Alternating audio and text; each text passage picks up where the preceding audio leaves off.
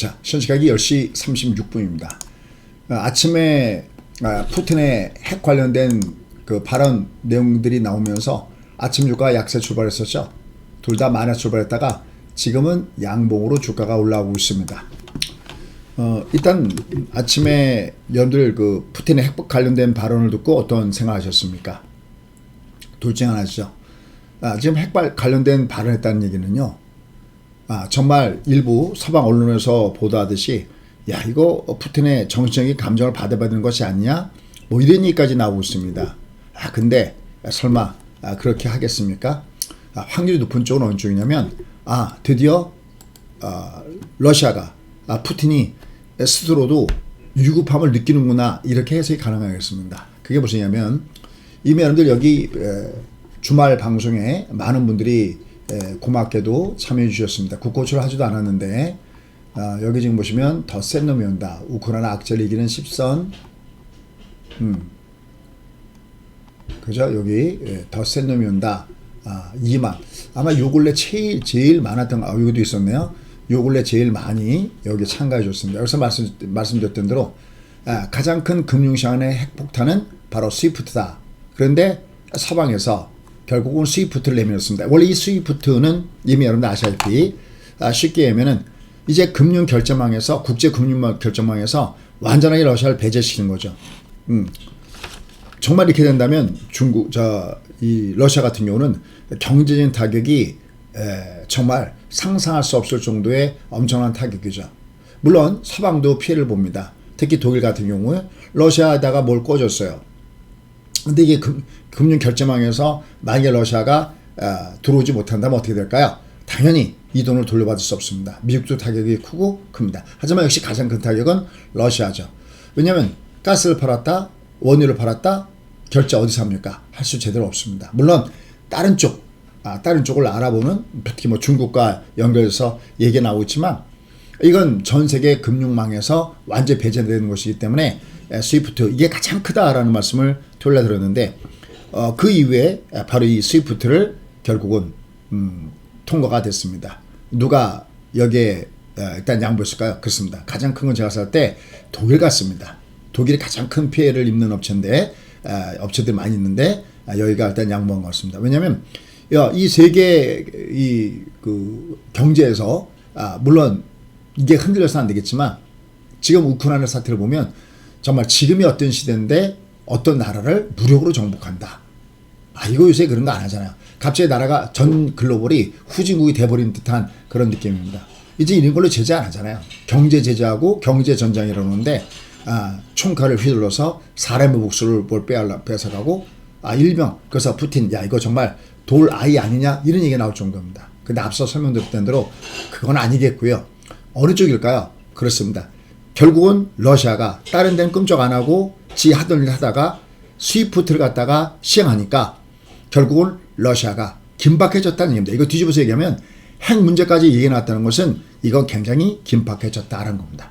이건 같이 죽자는 얘기밖에 안 됩니다. 여러분 아시다시피 핵은 안전보장이사국은 다 갖고 있죠. 러시아 지들만 갖고 있으면 다른 나라에도 벌벌 떨지만 뭐 미국을 중심해서 가장 먼저 미국이죠. 미국은 1945년도 그다음에 러시아가 구소련이죠. 1949년도 그 뒤를 이어서 영국, 프랑스, 중국 이런 순서입니다. 또 이렇게 인정된 나라 말고도 핵 갖고 있는 나라들이 있죠.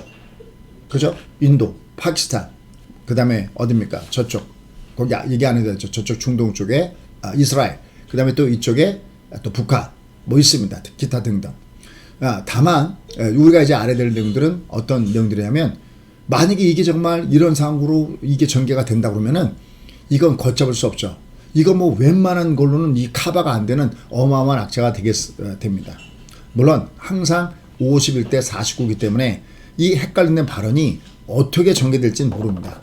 다만 그로 인해서 현재 주가가 아침에 밑으로 급락을 주면서 시작했던 그 주가가 그래도 시가 대비는 올라오고 있고 이 코스닥도 시가 대비 위로 올라오고 있습니다.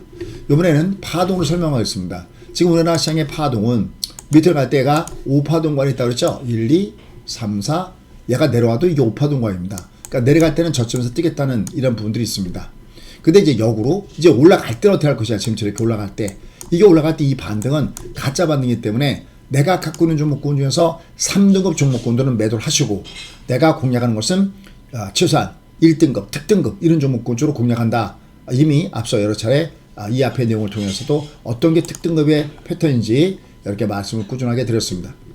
여기도 나왔듯이 여기 뭐 반등 이후 3등급 종목군들은 위를 매도하면서 바깥하는 종목 명단 뭐 이렇게 해서 이렇게 말씀을 드리고 있습니다. 그러니까 요 부분들 염두에 두겠습니다. 결론. 일단 지금의 장은 여전히 변동수이 심합니다.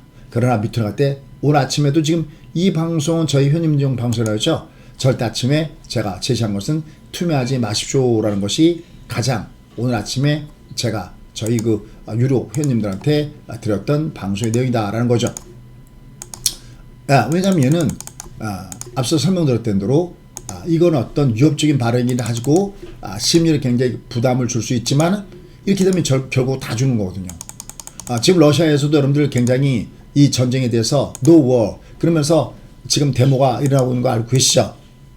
이건 우리가 소위 전쟁이다. 그 다음에 우리가 객관적으로 이해가 간다고 할 때는 전쟁 어차피 이게 되니까 내가 자국민을 보호하고 내가 자국민을 보호하기 위해서 남을 쳐야 된다. 이건 어느 정도 설득력 있는 건데요. 만약에 지금 정말 핵을 관련된 얘기가 나오면 어떻게 되겠습니까? 다른 사람만 죽나요? 다 죽잖아요. 그래서 일부에서 저거 정신감정 받아야 되는 것이 아니야 라는 얘기까지 나오고 있는데 앞서 설명드렸을 때 그거보다는 드디어 러시아도 위기를 느끼기 시작했다. 이 스위프트가 러시아를 정밀 타격하고 있구나. 그래서 스위프트가 애당초 나오기 전에 이것은 금융시장의 핵폭탄이다 라고까지 얘기한 겁니다. 오히려 이렇게 되면 뭐 협상이든 뭐든 좀 더 속도를 탈까 할 수도 없습니다. 다만 이제 우리 한 가지 알아야 할 것은 이거보다 더 뒤에 오는 것들이 있다는 거죠. 그 방송의 내용은 반드시 여기를 한번 참조해서 보시면 좋겠습니다. 더 센 놈이 오고 있는데 그 더 센 놈이 어떻게 오고 있는지 요 내용들 그리고 내일 3월 1일 날은 10시 반에 또 라이브를 통해서 이렇게 말씀드렸습니다. 어쨌든 먼저 하나씩 끊어가겠습니다. 스위프트 결국 이게 나왔구나. 이게 결국은 러시아를 움직일 수가 있겠구나. 좀 더 치열한 듯 보이지만 어떻게 보면 좀 더 해결의 실마리를 좀 더 빨리 찾을 수 있구나. 이렇게 마음을 보시면 좋을 것 같습니다. 그래서 지금 주가가 둘 다 밑에서 떴던 반동을 주고 있습니다. 항상 아침에 발해 방향. 제가 오늘 아침에도 저희 회원님들한테 말씀드립니다. 얘가 만약에 푸틴의 발언이 약재면 얘는 밑으로 음봉. 여기 지금 이렇게 하나 더 뿌려볼까요? 이거 어렵지도 않습니다. 여기처럼 이렇게 음봉이요. 보이시죠? 쭉 밑으로 음봉. 근데 그 발언에도 불구하고 시장의 모습이 위로 움직일 때는 양봉. 특히 30분 단위 체크 포인트가 아주 중요합니다. 이건 그냥 그림 공부입니다. 그러니까 밑으로 갈 때는 역시 다시 둘이 맞아도 투매하지 마십시오 라는 말씀을 드렸던 거고요.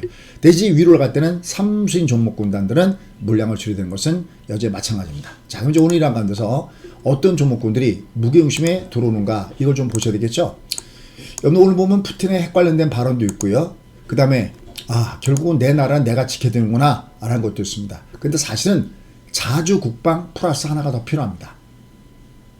지금처럼 전 세계가 이렇게 서로 네 편 내 편으로 나눠지는 이데올로기인 이런 부분에 있어서 우리가 혼자 우리만의 힘으로 우리는 또 핵도 없잖아요.